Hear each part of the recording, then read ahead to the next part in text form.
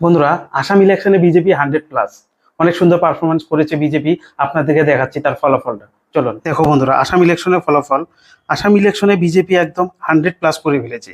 BJP plus মিত্রজোট, যেটা NDA, দেখুন BJP পেয়েছে 82, কংগ্রেস 19, বিপিএফ যেটা বিজেপির অ্যালায়েন্স পার্টি এটা 10, ইজিপি বিজেপির অ্যালায়েন্স পার্টি 10, 102 হয়ে গেছে বিজেপি, কংগ্রেস মাত্র 19, ইউডিএফ 2, আর আরজেআরডি এটা হলো রাইজের দল 2, আর হলো আদার্স হলো 1। এটা হলো ফলাফল বিজেপির আসামে। দেখুন কি সুন্দর ফলাফল। এখনো টোটাল উইন দেয় নাই। এখানে বিজেপি 47 উইন দেখাচ্ছে, লিডিং আছে 35, টোটাল 82।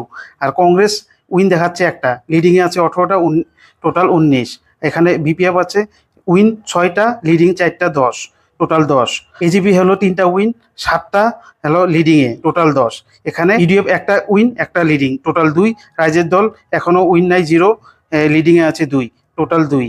আর আদার্স আছে তৃণমূল, টিএমসি মনে হয় এখানে আছে একটা উইন দেখাচ্ছে অলরেডি। টোটাল হলো 126টা সিটের মধ্যে 59 অলরেডি রেজাল্ট বের হয়ে গেছে, আর হলো 67 লিডিং এ আছে। আসাম ইলেকশনের রেজাল্ট সত্যি ভাবার বাইরে।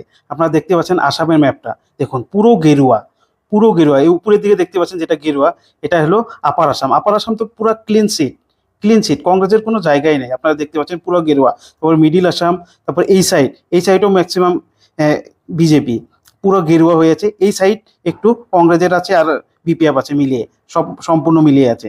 একদম পুরো ক্লিন সিট করে দিয়েছে আপার আসামে। আপার আসামের মানুষ একদম দেখিয়ে দিয়েছে যে বিজেপি আমাদের সাথে আছে, বিজেপি কাজ করেছে। আর এই ম্যাপটা দেখুন, এই ম্যাপটা দেখলে আপনারা বুঝতে পারবেন পুরো গেরুয়া। আপনারা এখানে বুঝতে পারছেন আসামে বিজেপিকে কত ভালোবাসে, কিরকম ভোট পড়েছে, এখানেই বোঝা যাচ্ছে।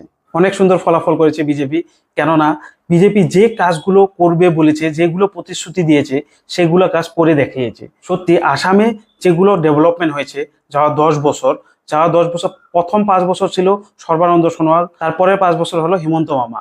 হেমন্ত মামার কালে আরো বেশি ডেভেলপ হয়েছে। যেগুলো প্রতিশ্রুতি দিয়েছে সব কাজই করেছে, তার জন্যই আজকে এই সফলতা অর্জন করতে পেরেছে। তারপর বিরোধী পক্ষ থেকে অনেক কিছু করেছে, অনেক কিছু দুর্নাম বার করেছিল, যেটা পবন খেরা কেস, আপনারা তো জানেন। জুবিনদাকে নিয়েও রাজনীতি করেছে যে 100 দিনের ভিতরে ন্যায় দিবে। কেমন করে দিবে? এটা ন্যায় দিবে ন্যায়ালয়ে, এখানে সরকারের কেমন করে হাত থাকবে? সরকারে তো চার্জশিট দিয়েই দিয়েছে, এটা ন্যায় দিবে ন্যায়ালয়ে। এটা কোনোদিনও সম্ভব নয় যে কোনো সরকারে এখন ন্যায়টা দিবে। যেগুলা শুনানি হবে তারপরেই ন্যায়গুলো হবে।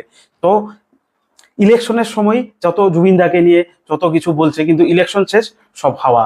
তো এগুলো মানুষ কি বুঝতে পারে না? এগুলো মানুষের এখনো অতটুকু মানে মূর্খ নয় মানুষ, এখন অনেক জ্ঞানী মানুষ। তার জন্যই মানুষ সবকিছু বুঝতে পেরেছে। আর বিজেপি অনেক কাজও করেছে, তার জন্য আজকে বিজেপির এই ফলাফল পেল।